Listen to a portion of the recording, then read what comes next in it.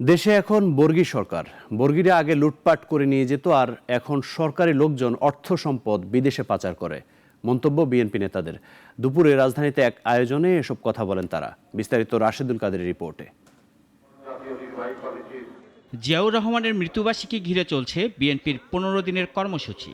এ উপলক্ষে দুপুরে রাজধানীর নয়াপল্টনে ঢাকা মহানগর দক্ষিণ বিএনপি গণদোয়ার আয়োজন করে। বিএনপি নেতারা বলেন, এই সরকার লুটেরা, অর্থ পাচারকারী, তাদের হাতে দেশ নিরাপদ না। সর্বোপরি একটি জাতির যে সার্বভৌমত্বের অন্তর্গত শক্তি, সেই শক্তিকে দুর্বল করেছেন শেখ হাসিনা। সেই শক্তিকে দুর্বল করার পরও এই বাংলাদেশ যতটুকু টুকি আছে সেটাও জিয়াউর রহমানের অবদান। আগামী দিন যেন আমরা বাংলাদেশটা ফিরে পেতে চাই। ৭১-এর যে স্বপ্ন নিয়ে আমরা যুদ্ধ করেছিলাম, সেই বাংলাদেশটা প্রতিষ্ঠিত। ফের তেলের দাম বাড়ায় সরকারের কঠোর সমালোচনা করেন বিএনপি নেতারা। এমনি তো দ্রব্যমূল্যের ঊর্ধ্বগতি মানুষের নাভিশ্বাস উঠেছে। 2.5 টাকা তেলের দাম বাড়ানোর অর্থ হলো সকল জিনিসের দাম বেড়ে যাওয়া।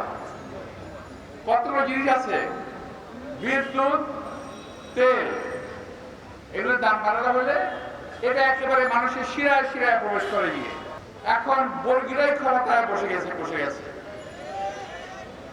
তারা লুট করে চলে যায় না, তারা লুট করে সম্পদ দেশের বাইরে পাচার করে দেয়।